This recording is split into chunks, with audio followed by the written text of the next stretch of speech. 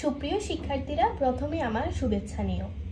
আজকে আমি তোমাদের সাথে আলোচনা করব সরকারি প্রাথমিক বিদ্যালয়ের 2025 সালের বৃত্তি পরীক্ষার বাংলা বিষয়ের প্রশ্ন নিয়ে। এখানে বাংলা বিষয়ের পূর্ণমান থাকবে 100 এবং সময় থাকবে 2 ঘন্টা 30 মিনিট। প্রশ্নের ডান পাশে পূর্ণমানগুলো দেয়া থাকবে। 1 নং প্রশ্নে যে কোনো একটি কবিতার নাম থাকবে।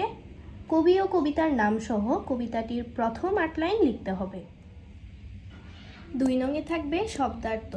7টি শব্দ থেকে যে কোনো 5টি শব্দের অর্থ লিখতে হবে। 3 নংয়ে থাকবে বাক্য গঠন। 5টি শব্দ দিয়ে 5টি বাক্য গঠন করতে হবে। একটি বা দুটি অতিরিক্ত শব্দ দেয়া থাকতে পারে। 4 নংয়ে কিছু শব্দ দেয়া থাকবে। শব্দগুলো ব্যবহার করে নিচের শূন্যস্থানগুলো পূরণ করতে হবে।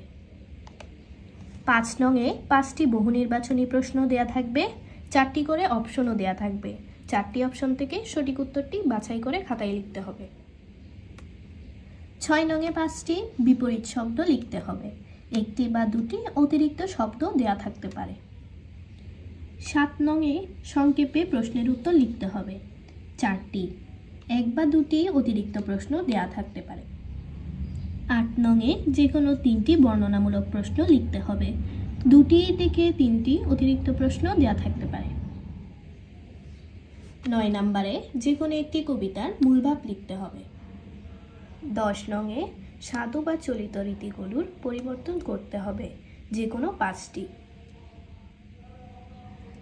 11 নংয়ে একটি অনুচ্ছেদ দেয়া থাকবে। নির্দেশনা অনুসারে 5টি প্রশ্ন তৈরি করতে হবে। 12 নংয়ে যে কোনো 5টি যুক্তবর্ণ ভেঙে একটি করে শব্দ গঠন করতে হবে।